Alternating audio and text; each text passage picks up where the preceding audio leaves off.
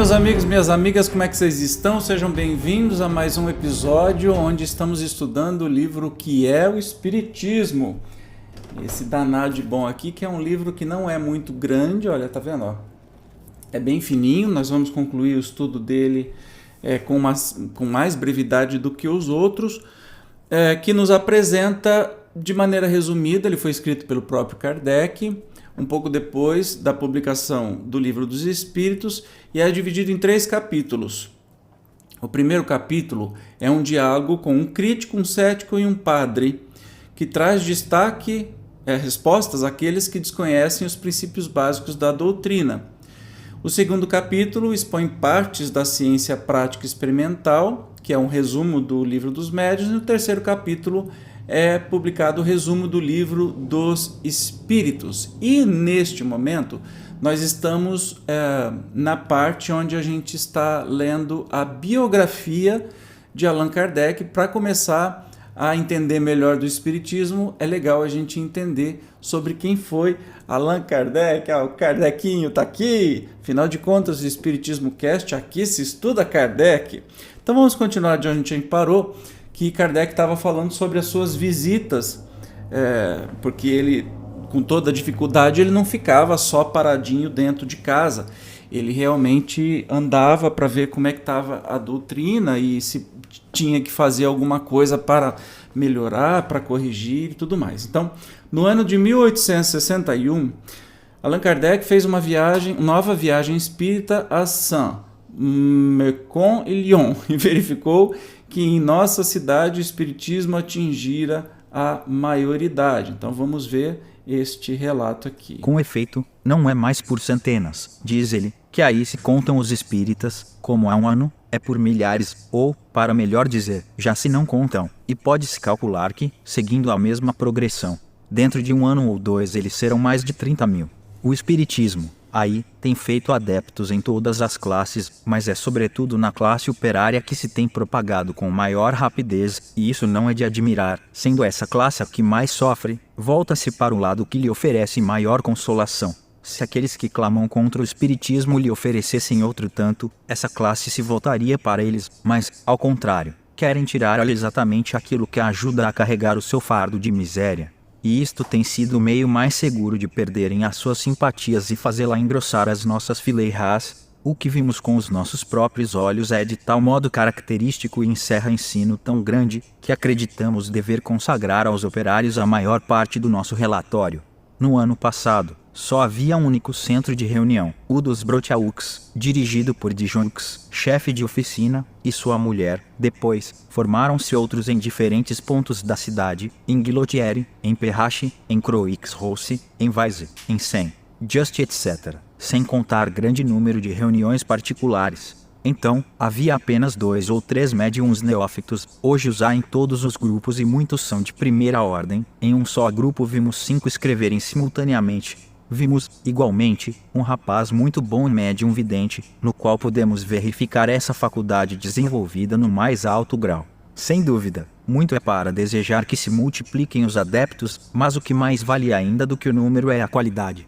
Pois bem, declaramo-lo bem alto, não vimos, em parte alguma, reuniões espíritas mais edificantes do que as dos operários lioneses, quanto à ordem, ao recolhimento e à atenção que prestam às instruções dos seus guias espirituais, a homens, velhos, senhoras, jovens, crianças mesmo, cuja atitude respeitosa contrasta com a sua idade. Jamais uma única criança perturbou por instantes o silêncio das nossas reuniões, muitas vezes longas, pareciam quase tão ávidas quanto seus pais em recolher as nossas palavras. Que bons tempos, hein? E você vê, aquilo que eu levantei no último encontro que a gente falou, é que curiosamente o espiritismo, que hoje é tido como para as grandes intelectualidades, porque tem o maior número de formados com terceiro grau, com faculdade, etc. e tal, na verdade ele foi criado para todas as pessoas. E Kardec comemora aí essa visita que ele fez, especialmente em Lyon, onde o espiritismo ganhou muitos adeptos e a grande maioria eram de operários. E você vê, contando aqui, que tinha aí um casal de operários que fundou uma casa espírita e que tinham médiuns novos e etc e tal, e que os operários prestavam muita atenção, e de qualquer idade que fossem, até as crianças ficavam quietas. Isso significa muito. Eu acho que a gente não está muito no caminho, o movimento espírita não está muito no caminho idealizado pelo Kardec. O que a gente pode fazer para mudar isso, né? Vamos continuar aqui, ó. Isto, porém, não é tudo.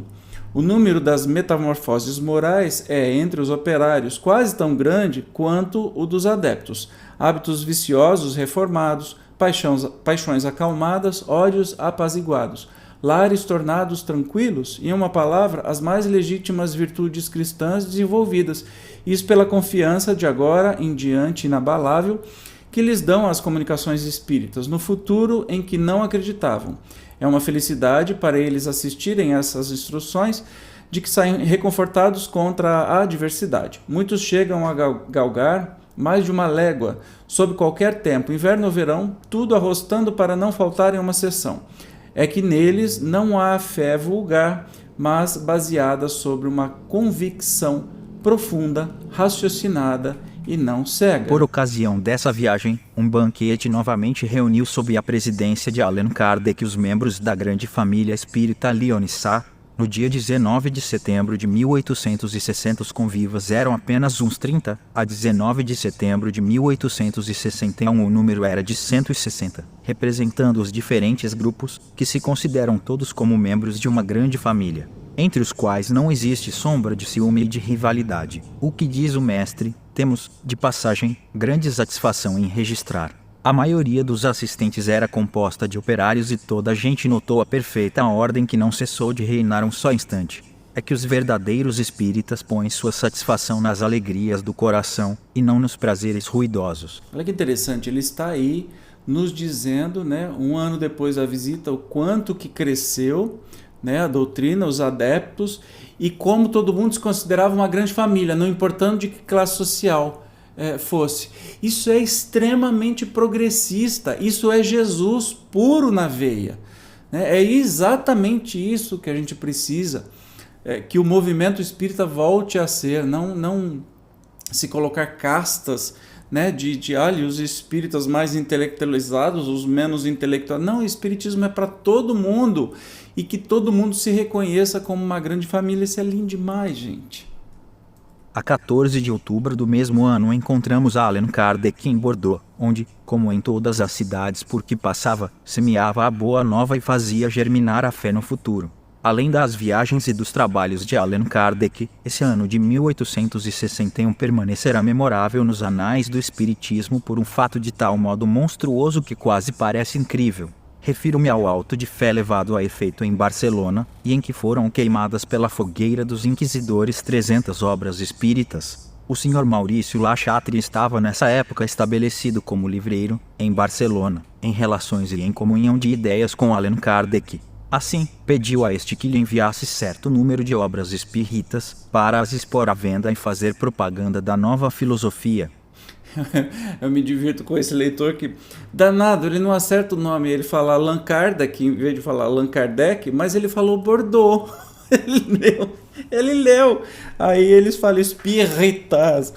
Enfim, dá para entender, mas ele ainda lê muito melhor do que eu, por isso que eu poupo vocês de não terem que me ouvir errando, e eu também perco a voz. Enfim, mas ele está dizendo aqui das viagens, né, que o Kardec sempre fez, mas que o ano de 1861 teve aquele auto de fé de Barcelona, e está nos contando como aconteceu. Para quem assistiu o filme, dá para ver, mas no finalzinho do filme, que na verdade o auto de fé foi uma grande propaganda para o espiritismo, que deu o efeito bem ao contrário, né? Ele propagou, todo mundo queria saber, mas que obras são essas que foram queimadas? Aqui ele está explicando, né, o editor lá, o livreiro Maurício Lachatre, estava em Barcelona, e que vamos ver como é que foi feito esse auto de fé. Essas obras, em número de 300 aproximadamente, foram expedidas nas condições ordinárias, com uma declaração em ordem do conteúdo das caixas. A sua chegada à Espanha, foram os direitos da alfândega cobrados ao destinatário e arrecadados pelos agentes do governo espanhol, mas a entrega das caixas não se fez. O bispo de Barcelona, tendo julgado esses livros perniciosos à fé católica, fez confiscar a expedição pelo Santo Ofício. Ou seja, além de tudo, pagou o imposto para Barcelona, mas aí depois o bispo resolveu confiscar. Coisa de igreja que tem medo do novo, né?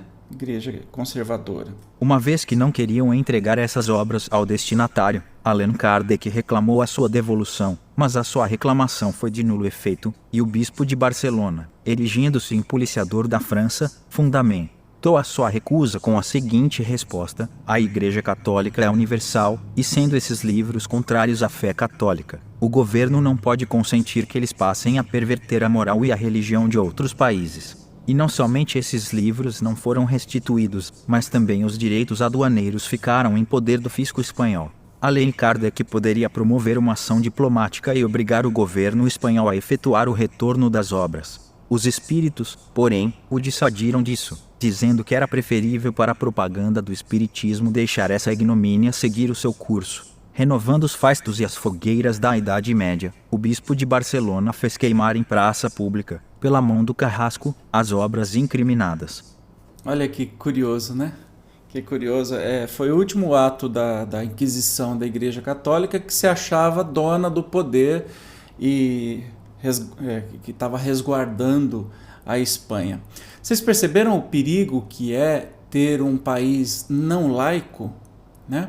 O Brasil ainda é laico, não sei até quando, visto o rumo das lambanças em que religião e política estão se envolvendo, religiosos e políticos se envolvendo, políticos religiosos e tudo mais, e aí pode acontecer de termos de novo a Inquisição de volta. Afinal de contas, se você não acreditar naquilo que, por exemplo, um político ou uma fé determinada, por exemplo, evangélico, acredita naquilo, e quando o país não é mais laico, todo mundo tem que acreditar, senão vai ser exterminado, vai sofrer sanções, punições, etc. e tal. Imagina a loucura que é isso.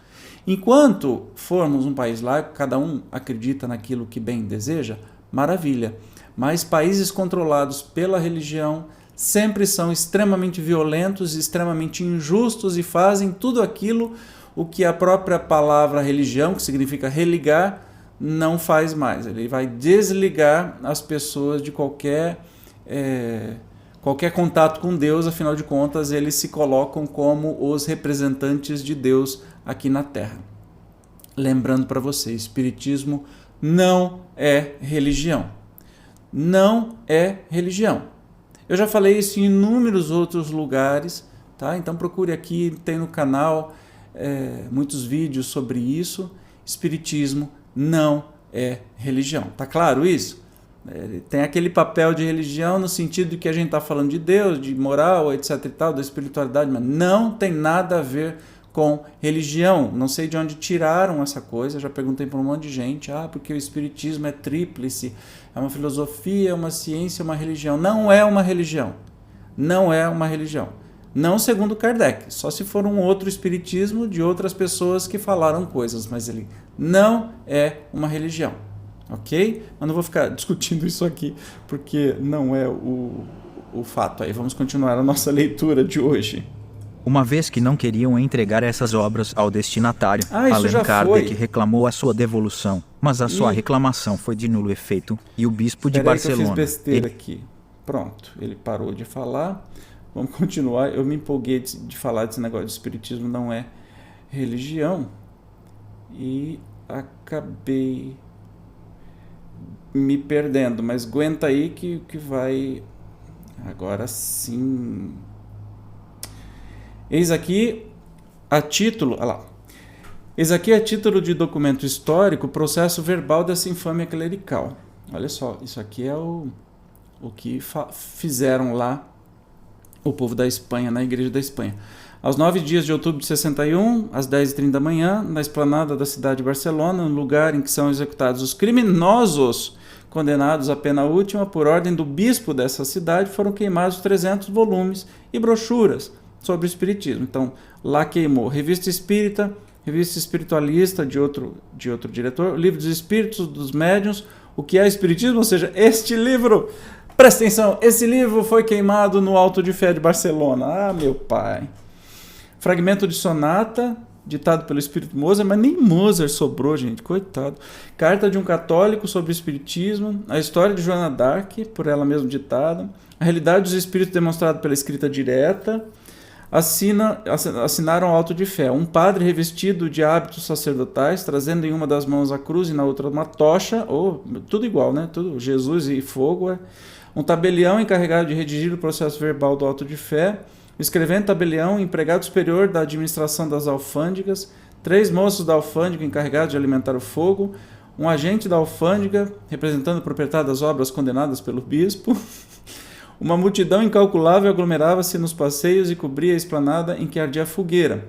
Quando o fogo consumiu os 300 volumes e brochuras espíritas, o padre e seus ajudantes se retiraram cobertos pelos apupos e maldições dos numerosos assistentes que gritavam: abaixo a Inquisição. Ah, então não foi tão feliz quanto eles acharam. Em seguida, muitas pessoas se acercaram da fogueira, apanharam as cinzas. Seria diminuir o horror de tais atos acompanhá-los com a narrativa dos comentários.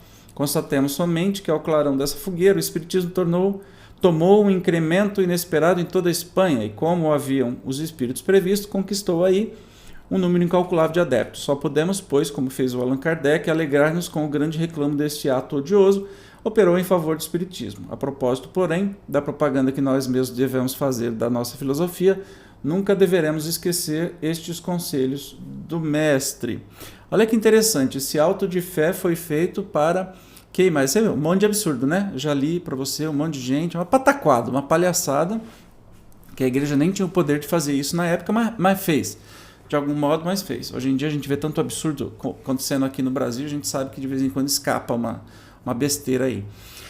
E isso, em vez de diminuir o espiritismo, foi o que promoveu o espiritismo. E Kardec recebeu dos espíritos a orientação: olha, não faça nada, porque isso vai ser o grande propagador do espiritismo.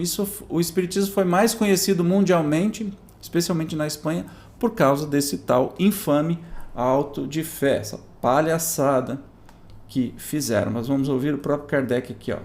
O espiritismo se dirige aos que não creem ou que duvidam, e não aos que têm uma fé e aos quais esta fé basta, que não diz a ninguém que renuncie às suas crenças para adotar as nossas. E nisto ele é consequente com os princípios de tolerância e de liberdade de consciência que professa. Por este motivo não poderíamos aprovar as tentativas feitas por certas pessoas para converter as nossas ideias o clero de qualquer comunhão.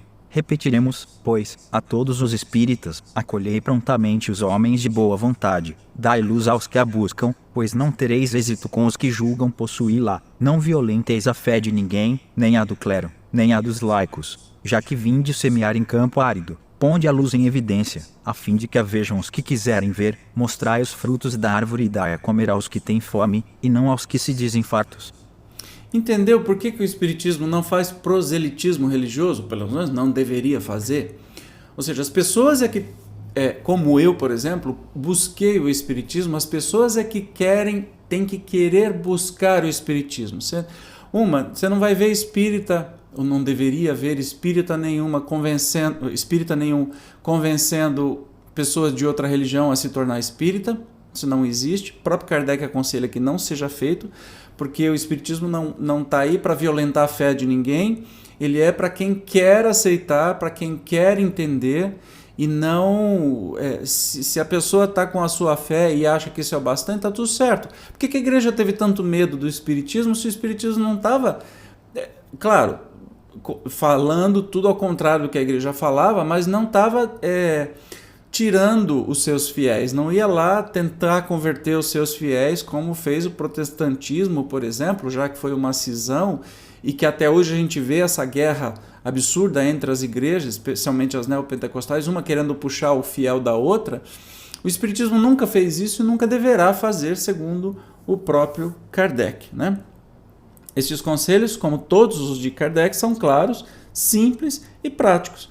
Cumpre que deles nos recordemos e os aproveitamos aproveitemos oportunamente. É fantástico, né? Quanto mais eu estudo o Espiritismo, mais eu me apaixono por ele.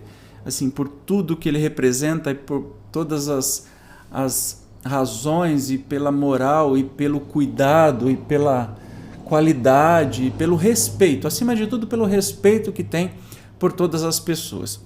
A gente não pode ter na cabeça uma coisa que o Espiritismo é melhor das religiões. Primeiro, não é uma religião. Segundo, não é melhor em nada. Simplesmente é uma luz que nós temos desse grande espetáculo que é a vida, né? Da gente viver aqui.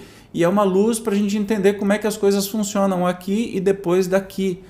E não é o único caminho, há muitos outros caminhos, cada um escolhe o seu adequado. Mas eu sou apaixonado pelo Espiritismo justamente pela lógica que ele me traz e pelo respeito que ele traz a quem pensa diferente. Então isso é fantástico, isso eu sou apaixonado, não tem jeito.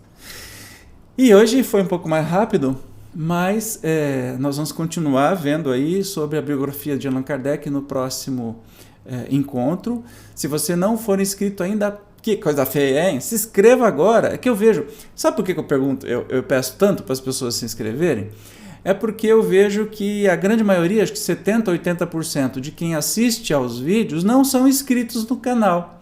E ser inscrito no canal possibilita uma série de outras ferramentas, novas ferramentas, e que também o YouTube oferece os vídeos para outras pessoas e com isso o Espiritismo, assim como ele é, de Kardec, possa chegar a mais pessoas. Então, por favor, se inscreva aí e convide um amigo, uma amiga, para se inscrever aqui no canal, assistir os vídeos. Se este episódio foi legal para você, curta aí, dá o joinha e encaminha e compartilhe para seus amigos, tá bem?